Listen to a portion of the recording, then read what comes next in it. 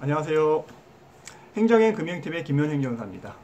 오늘 제가 준비한 영상은 부동산 실거래법 위반으로 과태료 처분을 받았을 경우 대처 방안에 대한 영상을 좀 준비를 해봤습니다. 아파트 등 부동산 거래 시 이제 직거래를 많이 하시잖아요.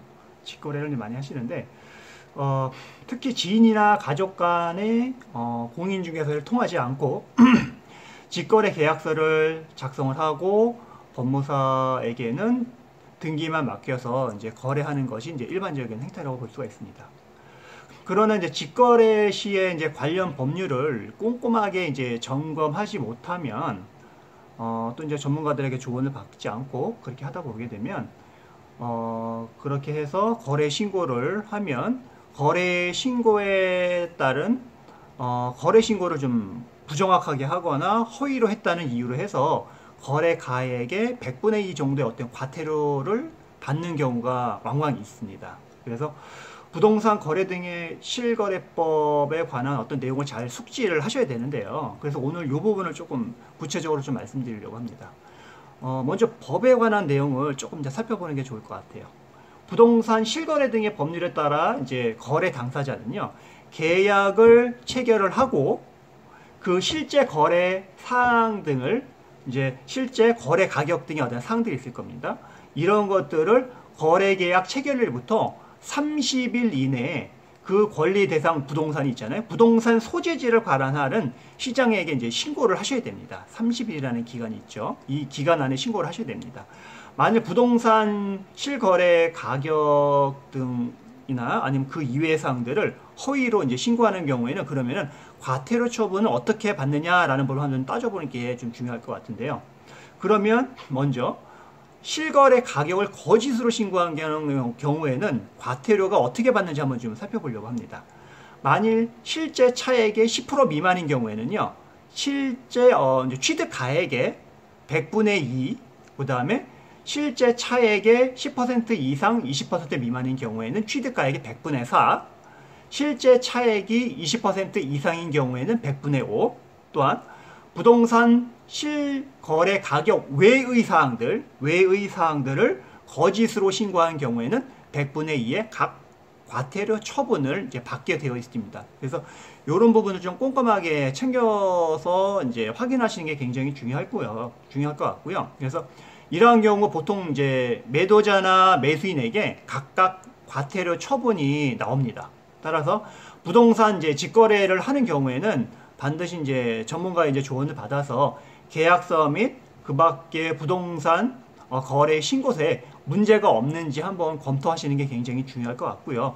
단순하게 생각하고 부동산 거래 신고를 했다가 추후에 담당 공무원이 거래 가격 등의 사항에 대해서 소명하라고 해서 소명을 했는데 예측하지 못한 어떤 과태료 처분을 받는 경우가 의외로 많이 있습니다. 뭐 예를 들면 부동산 거래를 하기 전 2, 3년 전에 예를 들면 매도자와 매수인 간에 어떤 채권 채무 관계가 있었다고 치고, 그런데 부동산 매매 계약을 할 때 기존의 채권 채무 어떤 금전 거래가 있었던 내용들을 먼저 돈을 빌렸다 하게 되게 되면은 그거를 갖고 그러면은 예전에 그 금액이 있으니까는 그거 우리 계약금으로 뭐 가름하자, 뭐 상계 정산하자, 그렇게 하자 라고 해서 계약서에는 계약 일자를 그 이전의 일자로 기재를 해서 계약서를 뭐 그렇게 작성해서 했다고 하게 되게 되면, 그러면은 이런 경우에는 당사자끼리 이게 계약서를 작성하면 그냥 법무사한테 그 계약서 줘가지고 등기하라고 하잖아요. 그런데 문제는 추후에 이런 계약서 내용을 보고 담당 공무원은 허위 신고로 수천만의 과태료를 때릴 수 있다는 부분을 아셔야 됩니다. 따라서 직거래 계약 시에는 계약서 작성을 혼자 하지 마시고 저희 같은 행정사나 변호사들한테 위임을 해서 계약서 작성에 문제가 없는지, 또한 실거래 신고서에 문제가 없는지 점검을 받아보는 것들이 굉장히 좀 중요하다고 생각을 합니다. 만일 허위 신고 등으로 해서 이제 만약에 그렇다 해서 과태료 처분을 이제 받으시잖아요. 그런 경우에는 또 이제 불복하는 방법이 있습니다. 이제 이의신청이라는 제도가 있는데요. 일단 행정기관에서 과태료 처분이 나오면 일단은 이의신청을 하시는 게 좋을 것 같아요. 이의신청을 하게 되게 되면 그 과태료 처분은 효력이 상실됩니다. 효력이 상실되고 그 이의신청에 대해서 행정기관에서는 그 이의신청을 관할 법원으로 보내면 관할 법원에서는 과태료 비송재판이 열립니다. 그 기간이 대략적으로 한 1년에서 짧으면 8개월 정도 걸릴 거로 이제 예상이 되고요. 그러면 그 기간 동안 일단은 시간을 버시는 거죠. 시간을 벌고 또 당장 이의신청하게 되게 되면 과태료 이제 처분의 어떤 효력이 상실되기 때문에 행정기관에서도 당장 그거를 갖고 뭐 강제 집행을 하거나 뭐 공매 처분하거나 압류하거나 그런 거는 하진 않을 겁니다. 그렇기 때문에 이의신청을 통해서 해당 처분에 공무원이 사실관계를 정확하게 판단하지 못해서 이런 잘못된 처분이 나왔다 해서 해당 과태료 처분을 취소를 구하든가 아니면 감경을 구하는 방법으로 진행하시는 게 맞을 것 같습니다. 따라서 이의신청을 작성할 때도 그냥 단순하게 작성하시기보다는 그 내용에 정확한 사실관계, 그 다음에 내가 주장하는 내용을 논리적으로 잘 작성을 하고 내가 주장하고자 하는 입증을 정확하게 넣고요.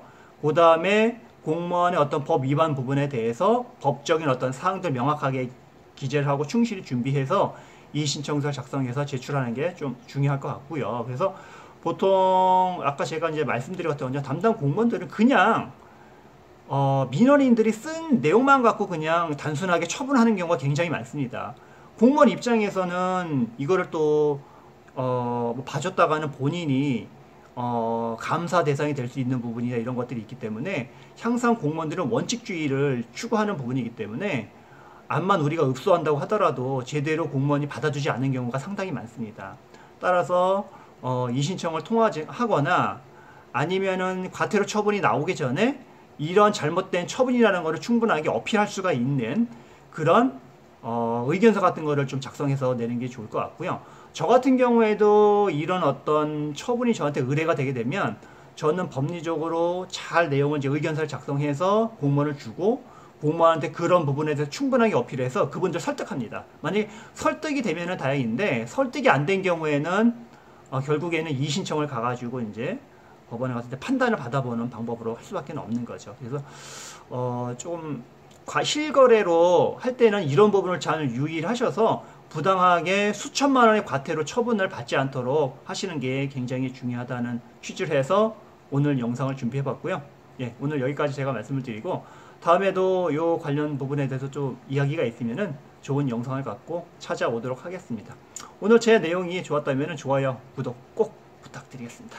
감사합니다.